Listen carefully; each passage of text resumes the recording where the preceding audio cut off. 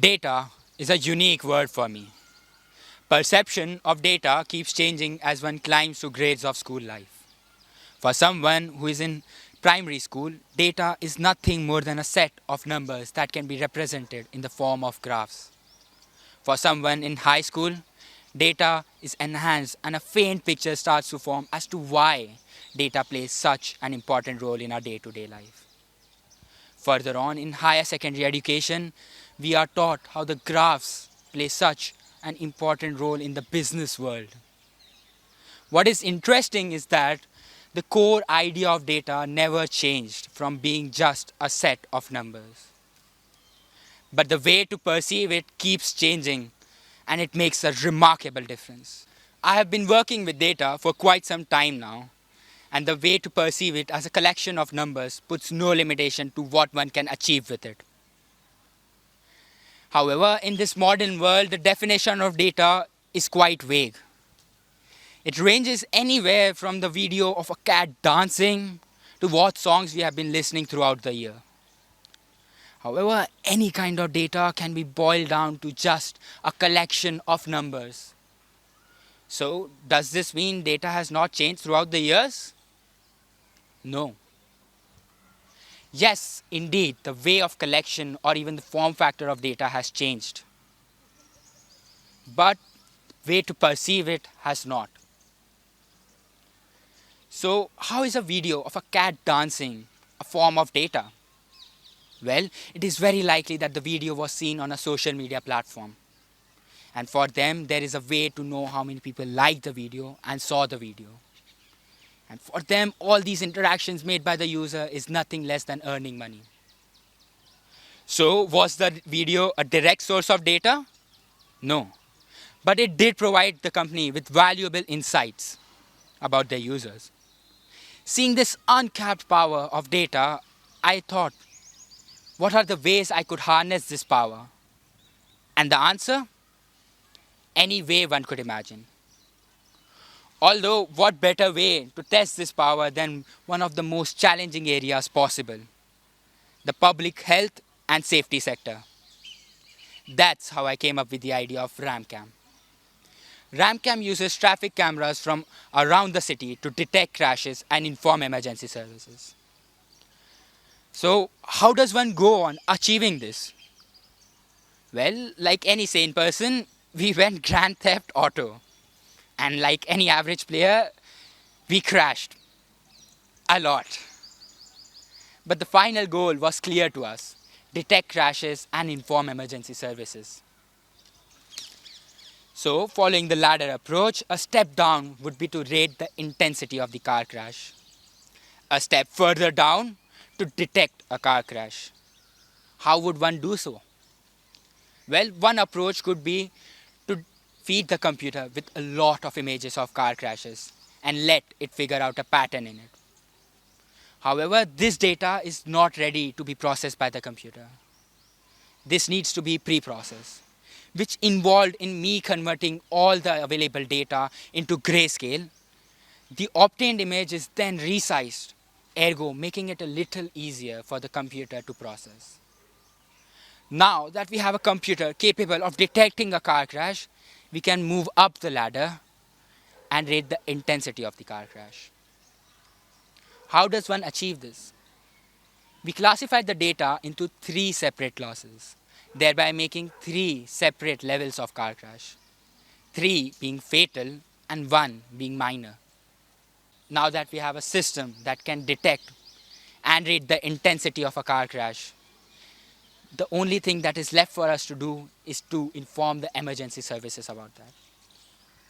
This could be achieved simply by triggering a Python bot when a 3rd level of car crash is detected. Although the question that bugged me was, would a simple text message suffice the urgency of a crash? No. So how do we solve this problem? Well, that's easy. We could call the emergency services.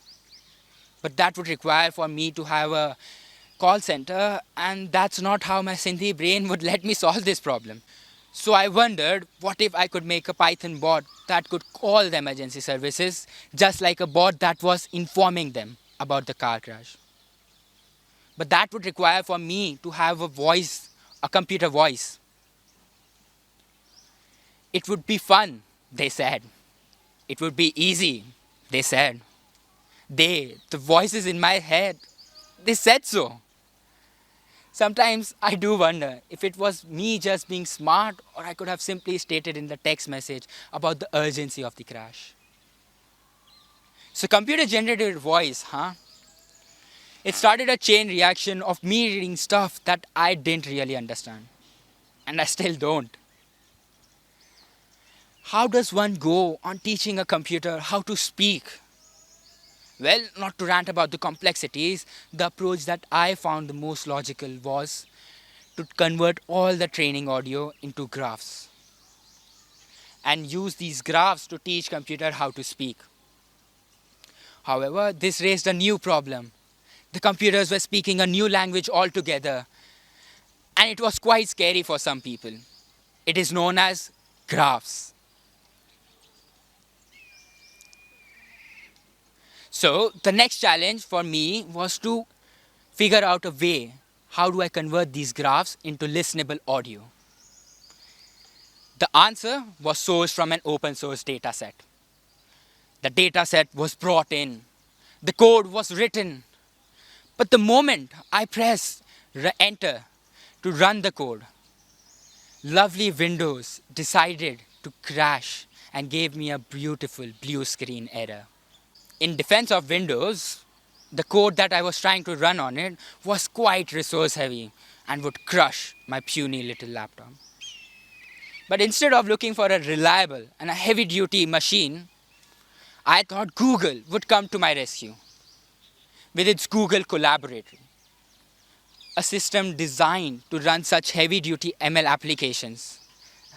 But I ended up using all the free RAM they had to offer and thereby crashing the mighty Google Collaboratory.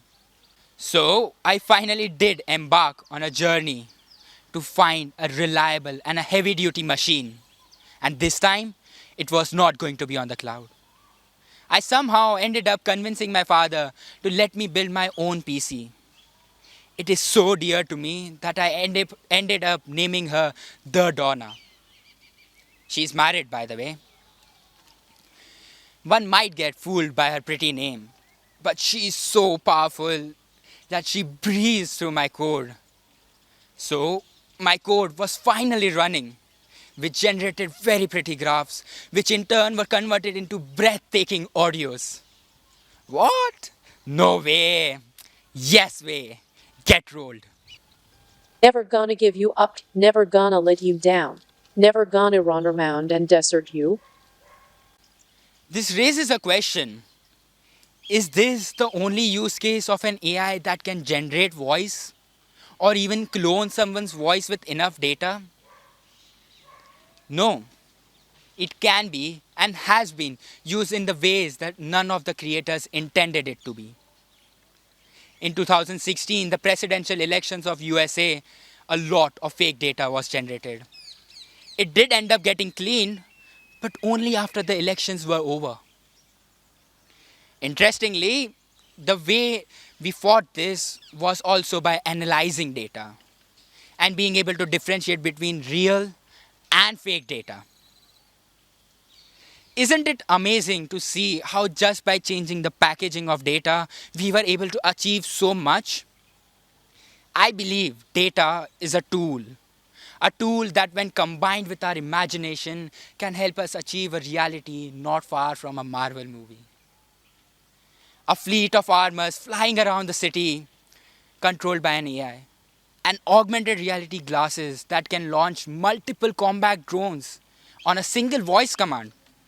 Or even a robot that can go toe to toe in a sarcasm competition with Tars.